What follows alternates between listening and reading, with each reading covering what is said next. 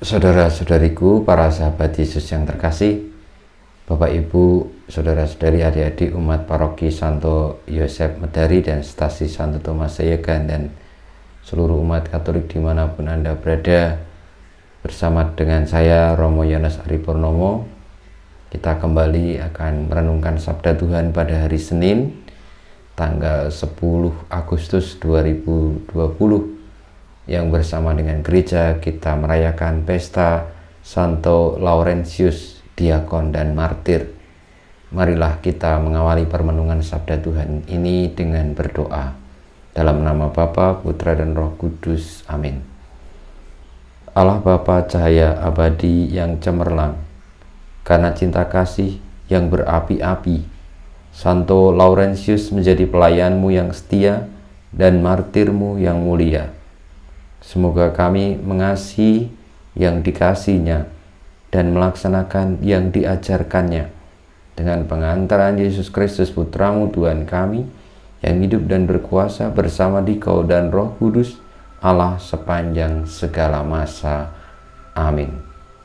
Bacaan Injil pada hari Senin tanggal 10 Agustus 2020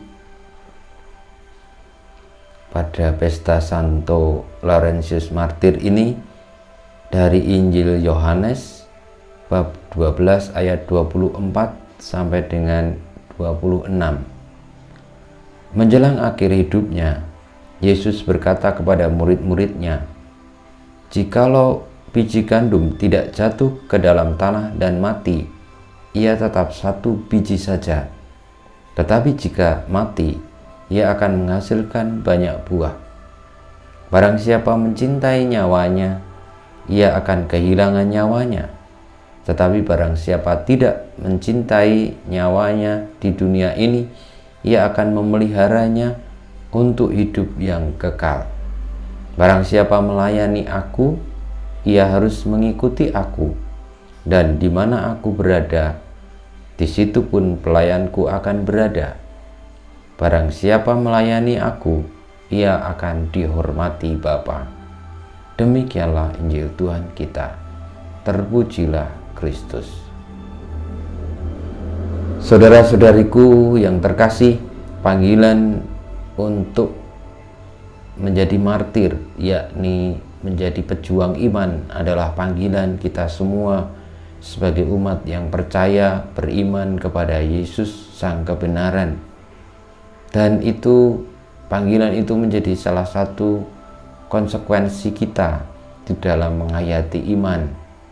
Karena sebagaimana kita tahu bahwa gereja dibangun atau terdiri juga dari 5 pilarnya pelayanan yang melekat erat, yakni yang pertama pilar liturgia atau pilar keperibadatan, pengudusan.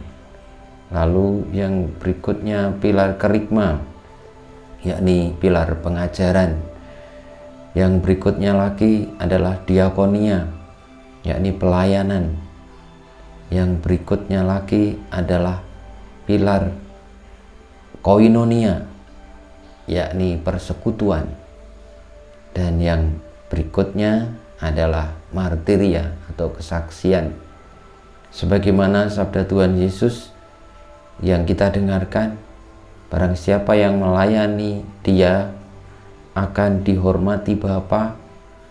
Melayani Yesus artinya berani menjadi saksi akan kebenaran yang telah diwartakan oleh Yesus. Dan tidak hanya diwartakan tetapi dinyatakan.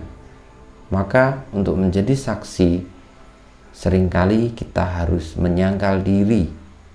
Seringkali juga kita perlu untuk tidak sayang terhadap nyawa kita, karena lebih sayang dengan kebenaran, dengan Yesus yang menjadi junjungan kita.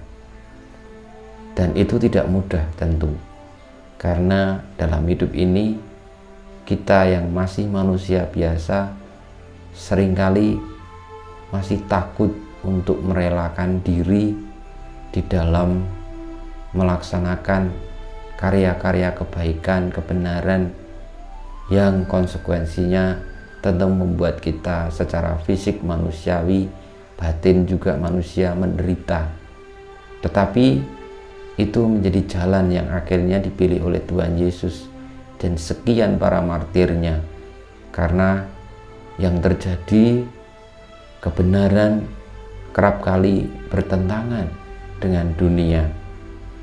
Saudara-saudariku, marilah kita belajar berani untuk tetap berpegang teguh kepada kebenaran, kepada Yesus sendiri, sebagaimana Santo Laurentius yang akhirnya merelakan hidupnya wafat sebagai martir karena lebih mencintai atau menyayangi Yesus, kebenaran, daripada nyawanya sendiri.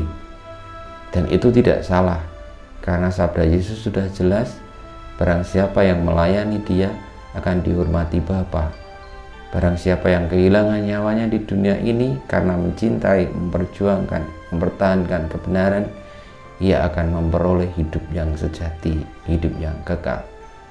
Semoga kita semua dikuatkan di dalam setia kepada kebenaran dan berani untuk bersaksi dalam sepanjang hidup kita, selalu memilih kebenaran, melaksanakannya dengan gembira, dengan tulus hati, dan dengan setia meskipun harus menanggung banyak penderitaan. Bahkan kalau toh misalnya sampai akhirnya kehilangan nyawa, tetaplah berbahagia dan bersyukur karena Tuhan Yesus telah mensabdakannya, barang siapa yang melakukan itu akan dihormati Bapa. Dan artinya apa? Dihormati Bapa, ditempatkan dalam kebahagiaan abadi di surga. Kemuliaan kepada Bapa dan Putra dan Roh Kudus, seperti pada permulaan, sekarang, selalu, dan panjang segala abad. Amin. Ya Yesus, jadikanlah hati kami seperti hati-Mu. Tuhan bersamamu dan bersama Roh-Mu. Kita semua hidup kita, karya-karya kita, perjuangan kita untuk tetap setia kepada kebenaran dan berani untuk meraih yang sejati, yakni Tuhan Yesus sendiri, senantiasa dibimbing, dilindungi, diberkati oleh Allah yang Maha Kuasa, Bapa dan Putra dan Roh Kudus. Amin.